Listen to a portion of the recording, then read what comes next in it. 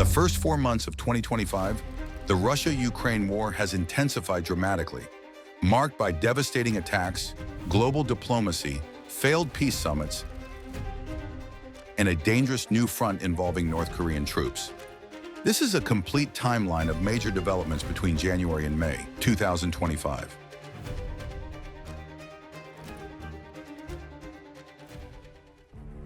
On January 6th, Russian troops raised their flag over Kurakhove, a frontline town in Ukraine's Donetsk region, marking a critical gain south of Pokrovsk. Verified aerial footage showed Russian soldiers holding flags in the captured area. 2 days later, Ukraine struck deep inside Russia, igniting an oil depot in Engels, home to a strategic airbase. Russia responded with a devastating guided bomb attack on Zaporizhia, killing at least 13 civilians. By January 10th, a US-made missile hit a supermarket in Donetsk. 1 civilian died.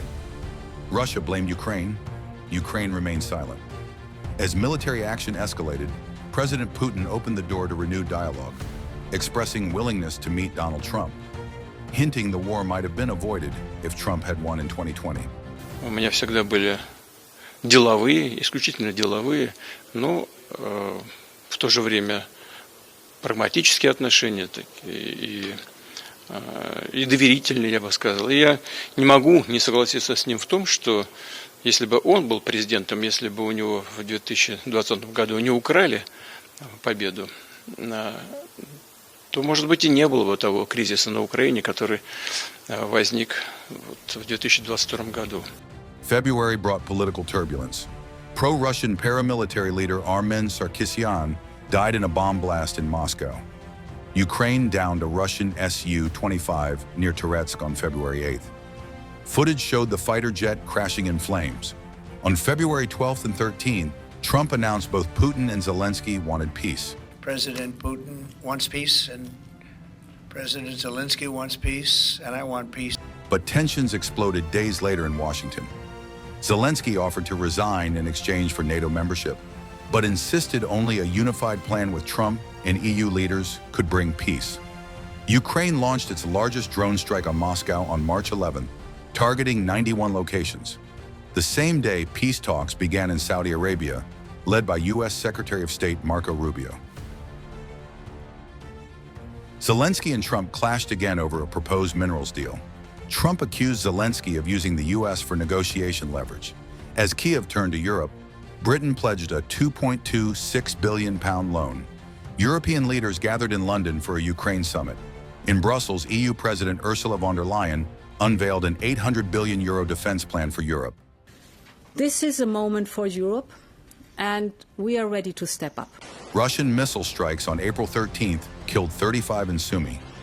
Bodies, burning vehicles, and devastation lined the streets.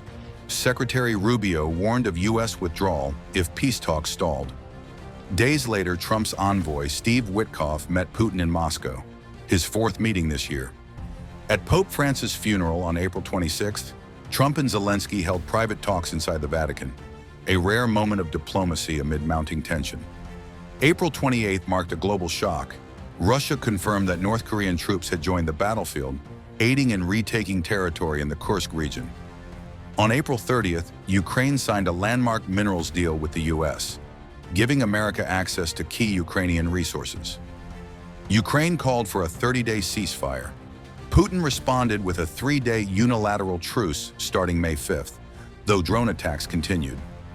As ceasefire hopes dimmed, civilians in Kharkiv suffered again. A May 2nd drone strike wounded 46 people and left buildings engulfed in flames. From battlefield gains and drone warfare to fiery summits and minerals diplomacy, 2025 has already reshaped the future of the Ukraine war.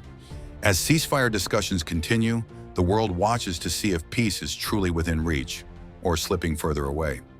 Subscribe for continuous updates on this conflict and more breaking global developments.